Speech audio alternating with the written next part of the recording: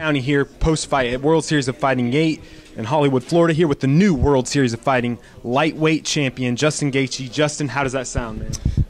Fantastic, man. I've been working a long time for this, man, and I finally got a world title around my waist. The fight was pretty quick work. You know, you came out guns a-blazing. Was that the game plan, to come out there guns a-blazing?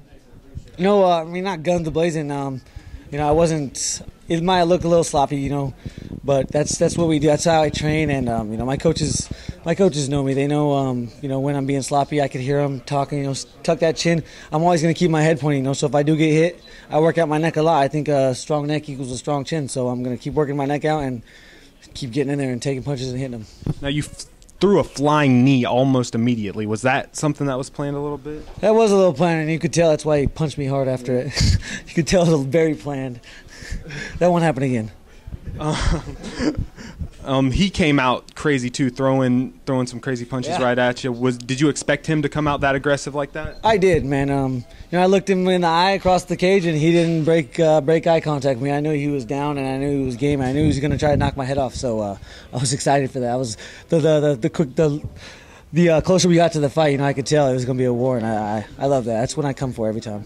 Now, the first time on the scale, he did miss weight. It wasn't by much, but were you worried at all that, you know, this fight wouldn't end up being for a belt?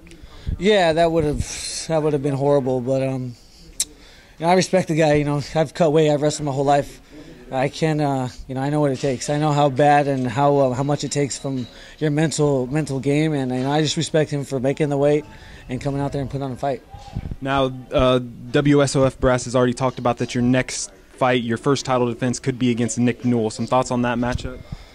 Hey, you know, his strong point is wrestling, and I'm a wrestler. I've been wrestling since I was 4 years old, so he's not going to be able to grab my head or take me down. So I know I better work on that stand-up, and you know, it's obviously, if we do fight, it's going to be a stand-up war the whole time. It ain't going to the ground. He ain't going to get it there, and I'm not going to take him there.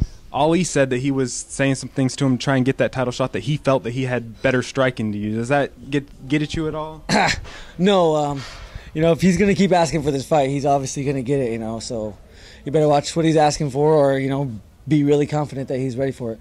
Ali also said that he has really big plans for this fight. News came out late last year that WSOF could have some fights on the big NBC network. Yeah.